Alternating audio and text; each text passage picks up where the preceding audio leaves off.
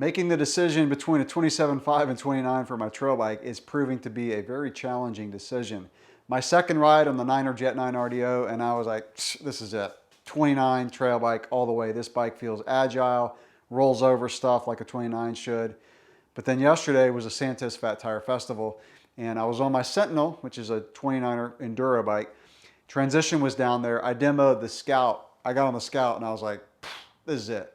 27.5 feels perfect for these trails. Feels like it was made for the trails down there. So really, I'm still not sure. It's gonna take another month of switching back and forth between these bikes. I've got a trip coming up in a couple weeks to go up to Pisgah.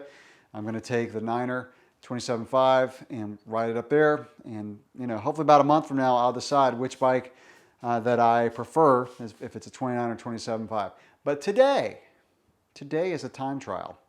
Now, the time trial is in no way going to finalize my decision at all. I don't have a trail bike for going fast. However, there are times when, well, let's put it this way. The faster I ride, the more fun I have. That's just the way it is.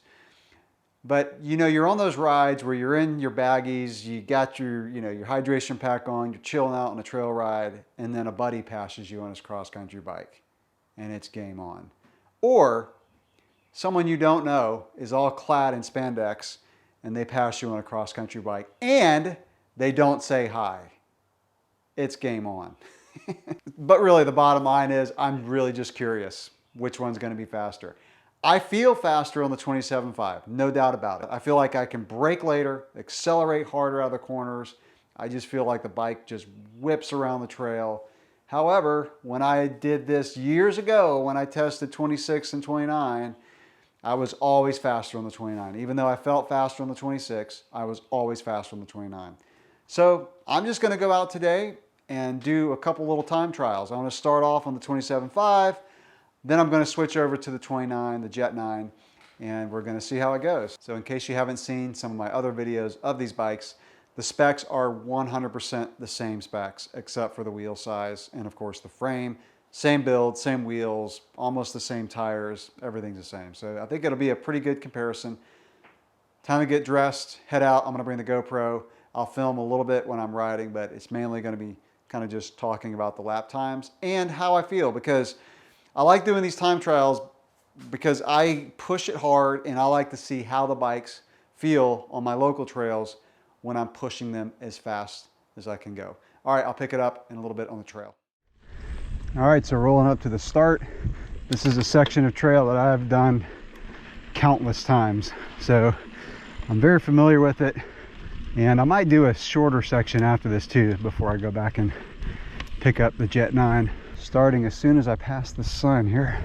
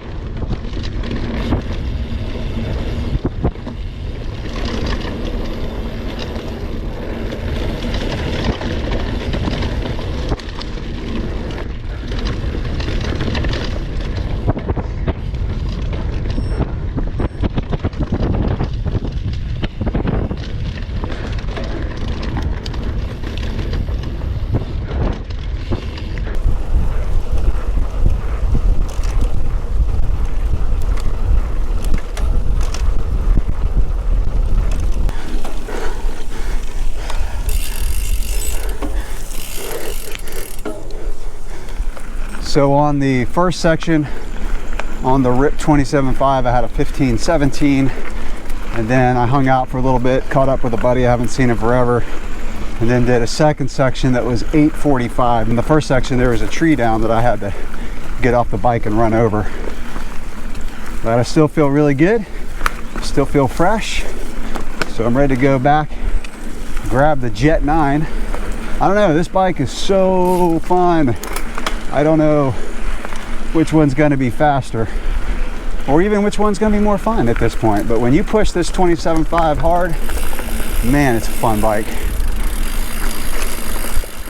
Super playful. I know people use that phrase a lot. What do I mean by playful? Just feels like it leans more in the corners. Feels like you can dive into a corner quicker, pop out quicker, brake later, accelerate faster. Just more manageable. On the Jet 9 now. Some of the first things that I noticed going from the 27.5 to the 29 is the front end just feels so much taller on the 29. The bars feel higher, even though I have no spacers under the stem on the Jet, and I have 2 spacers under the stem on the RIP9 27.5. The 275 bars just feel lower, which kind of gives you that feeling of being able to manage the bike a little bit more. Also on the 29, when you stop pedaling, it feels like there's a little motor in the bike. It just kind of keeps going. We'll see how that translates into a lap time, but pretty interesting. A couple things I want to mention. On both bikes, I'm running the shock in the middle setting. Feel like that's the best setting for this type of riding. And then I'm doing both laps with almost a full water bottle, so I'm trying to keep everything the same. Weight difference between these two bikes: the Jet 9 weighs 29.5 with pedals, the way I have it set up, and then the 275, I'll put it on the screen, I think that bike is about a pound heavier. All right, Jet 9 up to bat. What's it gonna do? Again, I'll start it as soon as I cross this little section past the sign. Get both watts going, just in case one fails, and we're off. Here's the tree. Keeping the clock going. Oh, that saddle's high compared to the 27.5. Oh, this bike's feeling really good though.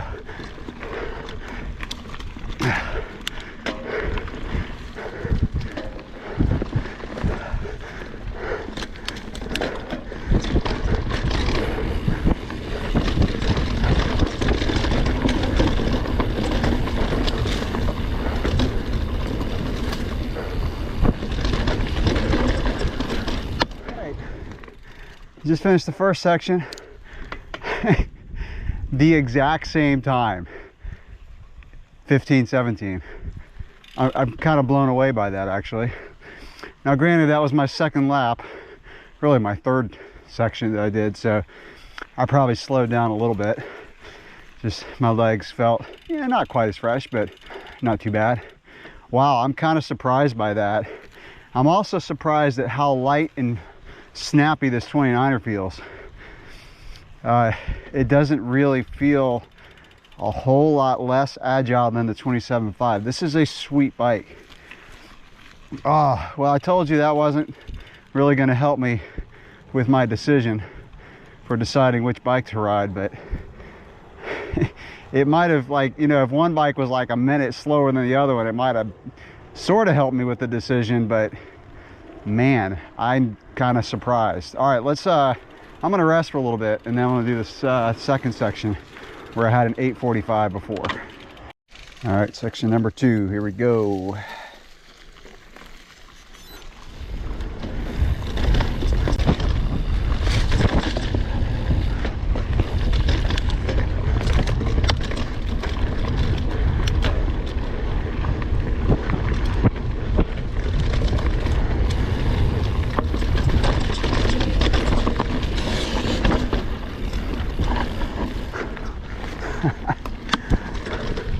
This is a fun bike.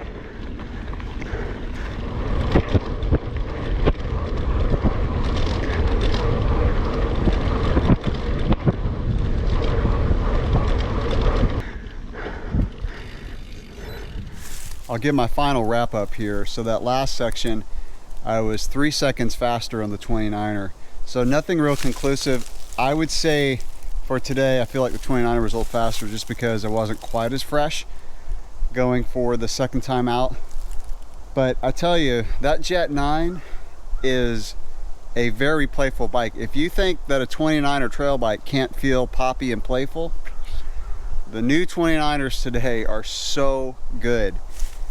I can't believe I'm saying this, but if I had to give a fun rating to both bikes, I think the Jet 9 edged it out today. I think it beat the 27.5 by just a little bit because of how it felt in the corners. So on the 29er, I felt like I carved the corners better.